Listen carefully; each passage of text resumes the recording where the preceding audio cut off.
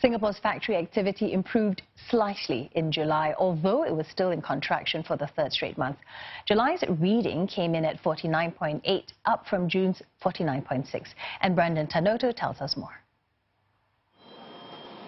An expansion in new orders and factory output helped lift manufacturing activity in July, reflected in a 0.2-point improvement from the previous month.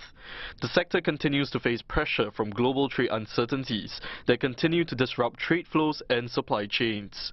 Likewise, the electronics sector logged its 9th straight month of contraction, even though its PMI climbed by 0.1 point to 49.3 last month. That's because new orders and exports, as well as inventory and the employment level, contracted at a slower pace.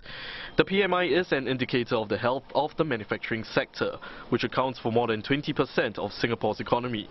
A reading below 50 indicates a contraction of factory activity.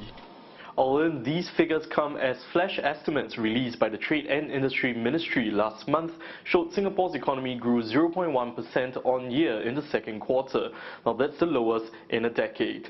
Now the ministry had also previously narrowed downwards its full year growth forecast to 1.5 to 2.5% from the earlier 1.5 to 3.5%.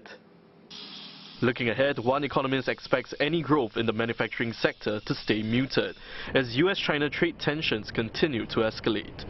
US President Donald Trump intends to impose a 10% tariff on further $300 billion of Chinese imports. Certainly at this juncture, it doesn't look like those risks are anywhere near turning down. In fact, within the region, we've seen other mini trade fight. Today we also had Japan and Korea, I think, escalating their feud further over trade. So all these things add to the current global concern about the pace of manufacturing, and that could continue to weigh down sentiment. Mr. Song also expects Singapore's central bank to ease its monetary policy in October, given the weaker economic data released over the past few months.